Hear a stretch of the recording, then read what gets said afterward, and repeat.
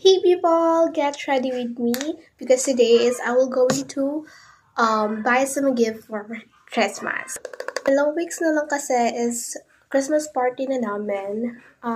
Christmas party aka year-end party namin. Auntie ko, ilang weeks na lang din is Christmas break na namin. Actually, 1 week na lang is Christmas break na namin. And girl, sobrang saya ko kasi mas makakagawa na ako ng content ko. And siguro, makakapaglibot-libot na rin ako. Uy! Actually guys, yung ibang gift is binili ko na siya sa TikTok shop and sa Shopee. And siguro din is magtitingin-tingin na lang ako ngayon. Sobrang dami ko talagang gustong bilhin ngayong Christmas and ibang gift. Kaso auntie ko kapos sa pera. Ang auntie ko, malapit na rin talaga ang Christmas. And yun din talaga ang isa sa pinakagustong-gusto ko nangyayari sa buhay ko, ang Christmas. Christmas kasi doon ako nakakatanggap ng malalaking bagay. Like, nakakatanggap ako ng malaking pera, ng mga gift, ganon. Ngayon talaga, kaya sobrang excited ko na sa Christmas is ang dami kong binili para sa sarili ko na alam kong deserve ko.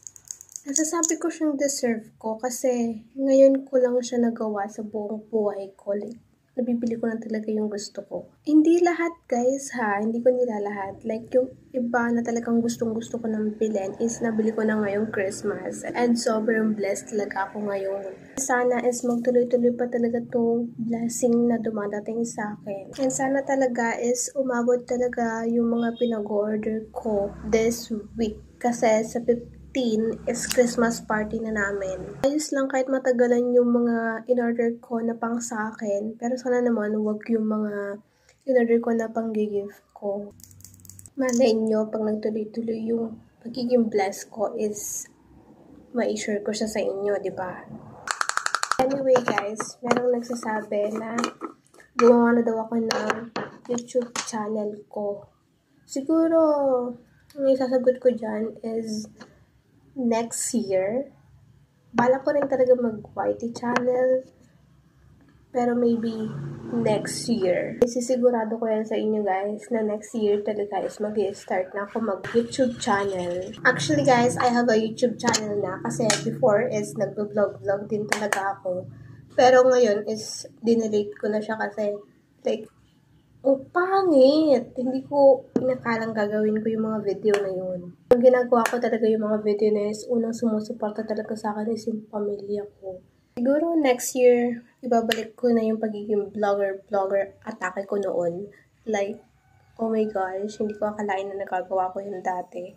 Yung YouTube channel ko dati is yun na rin yung magiging YouTube channel ko next year pag bumalik ako sa pagiging vlogger. Uy! Joke lang guys. Baka sabihin na naman ng basher dyan na nag-feeling vlogger na naman ako.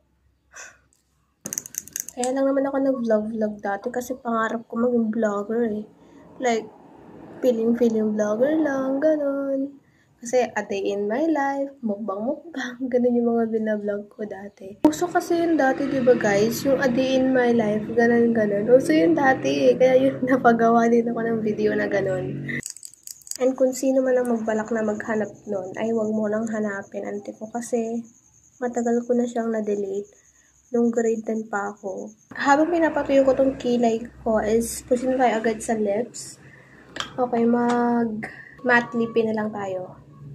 Gusto niya yun eh, di ba? Gamitin ko na lang tong pink blush na in the shade PO1.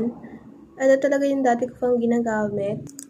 I-fill in ko lang tong kilay ko para done na ang ating makeup.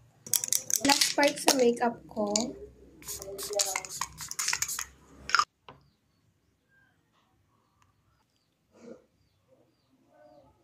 This is the final look guys. Yun lang. Bye-bye!